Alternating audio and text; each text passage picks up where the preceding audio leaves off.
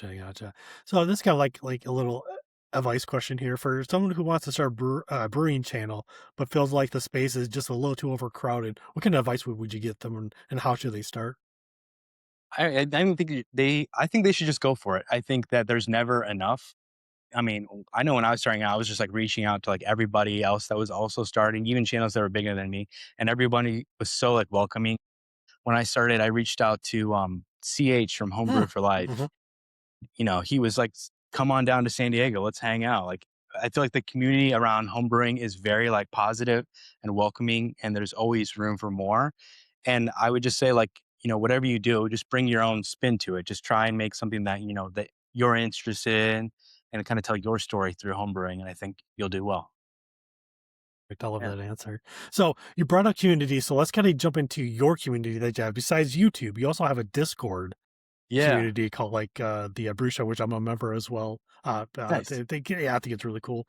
So you to have that kind of thing. So how did that get started? I was just like kind of hearing about Discord. I saw a few other people were like non-beer stuff were starting Discord, just like kind of build a community outside of the videos and kind of give them a chance to like interact with their community a little more. So I thought I'd give it a try, and yeah, people have loved it. I haven't been as like active as I would hope to be in there, but I love to see that people are using it and people are meeting each other, and like, if I'm not there to answer the question, somebody else jumps in and help them out. So I think that's great. Hey, that's really cool. Yeah, I mean, yeah, having a full-time job and doing YouTube on the side, I mean, it eats up like 80% of your life, I feel like. So I totally understand.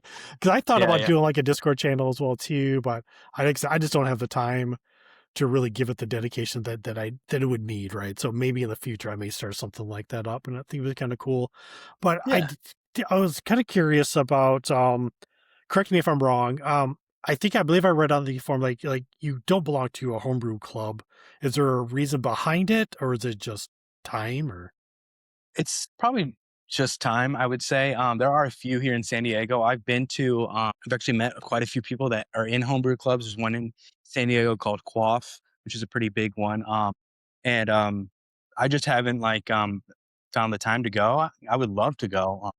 I think there's probably a lot that I could still learn from, like, especially people that have been doing this for a lot longer than I have.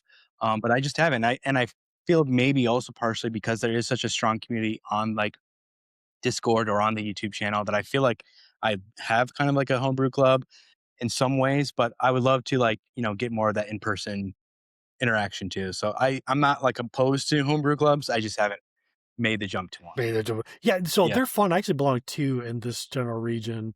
One is kind of backed off on teaching. It's an older group. They started in '95, and so these people have like 30 some odd years experience. So it's Yeah. really cool to learn from them. But then the other one I belong to is a little newer, and it's like you learn so much stuff, and like presentations are awesome. So like I'm sure Right. you've done a lot of research on your own, like on water chemistry and probably hops, alpha acids, blah blah Mhm. blah. But it's neat to have somebody just teach you that kind of stuff, so you don't have to sit there and try to figure it all out yourself. Like, so we have Yeah. one person who is he does, I can't remember his degree now, but I know he's like a chemical engineer, and he works mainly with water. And he gave a brilliant like dissertation on water, but like, it's kind of over our heads, like Yeah. a lot of the stuff. But it's still really neat because he was super passionate about it. It was really cool. There was one gentleman, actually, he just won second place at a competition here recently. Well, mead. And so he went through all the steps of mead, and I think mead is one of those things, like, it's a beverage you can make as complicated as you want, and it can be as easy as you want, because Yeah. mead is pretty forgiving overall. I feel like Kobe, he is very, like, is gonna follow these steps. But it's really neat to see that, because when I was watching, like, these videos, like, the videos are like, "Ah, just honey, water, yeast, boom, you're done." He's like, "Oh, no, you Yeah. gotta do this, you gotta feed it every so often, you gotta degas it, you gotta." I'm like, "Oh my gosh, that's a lot." Yeah. Yeah.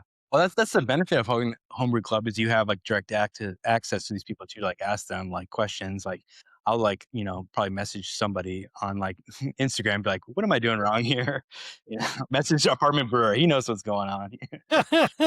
Oh gosh, yeah, he's a good guy, he's a real good guy.